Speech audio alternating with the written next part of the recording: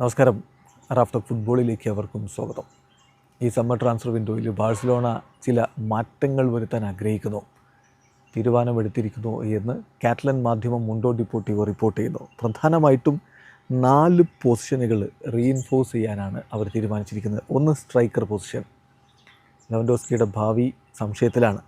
പിന്നെ winger position, left centre back, full back, ഈ ഏരിയകളിലാണ് അവർ ഒരു റീഇൻഫോഴ്സ്മെൻറ്റിന് ശ്രമിക്കുന്നത് എന്നാണ് മുണ്ടോ ഡിപ്പോർട്ടിവോയുടെ റിപ്പോർട്ട്.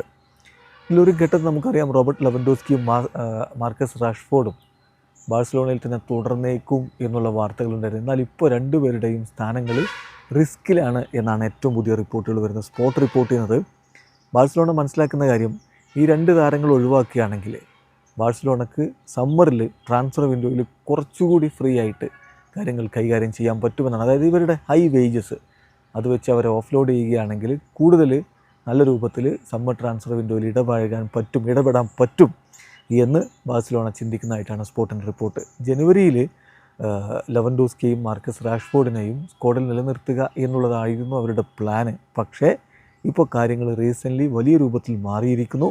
ക്ലബ്ബിൽ ചിലർ വിചാരിക്കുന്നത് ഇവരെ ഒഴിവാക്കുന്നതാണ് അവരുടെ due to their high wages നല്ലത് എന്നാണ്. അപ്പോൾ മാർക്ക് റിപ്പോർട്ട് ചെയ്യുന്നതും റാഷ്ഫോർഡ് ഇനി തുടരാൻ സാധ്യത കുറവാണ് എന്ന് തന്നെയാണ്. പക്ഷേ ഹൻസി ഫ്ലിക്കിന് റാഷ്ഫോർഡിനോടുള്ള താല്പര്യം എല്ലാവർക്കും അറിയാം. എന്നാൽ ഫൈനാൻഷ്യലായിട്ടുള്ള കാര്യങ്ങളൊക്കെ പരിഗണിച്ച് അദ്ദേഹത്തിൻ്റെ ആ ഒരു റിലീസ് ഓപ്ഷൻസ്, ആ ഒരു എമൗണ്ട് കൊടുത്ത് നിലനിർത്തേണ്ടതില്ല എന്ന തീരുമാനത്തിലേക്ക് ബാഴ്സലോണ പോകുന്നു. ഇത് ഫൈനൽ തീരുമാനം വന്നിട്ടില്ല, പക്ഷേ അത്തരത്തിലേക്കാണ് പോകുന്നത് എന്നാണ് ഈ നീക്കങ്ങൾ ട്രാക്ക് ചെയ്യുന്ന സോഴ്സുകൾ തന്നെ റിപ്പോർട്ട് ചെയ്യുന്നത്. കഴിഞ്ഞ ദിവസം മാഞ്ചസ്റ്റർ യുണൈറ്റഡിൻ്റെ കോച്ച് മൈക്കൽ കാരിക്കിനോട് റാഷ്ഫോർഡ് തിരികെ എത്തുമോ എന്ന് ചോദിക്കുകയുണ്ടായി. അപ്പോൾ അദ്ദേഹം പറഞ്ഞ മറുപടി, മാർക്കസ് റാഷ്ഫോർഡ് തിരികെ യുണൈറ്റഡിൽ എത്തുമോ എന്ന് ചോദിച്ചാൽ ആ തീരുമാനം ഇനിയും കുറച്ച് സമയം കൂടി കഴിഞ്ഞിട്ട് എടുക്കേണ്ടതാണ്.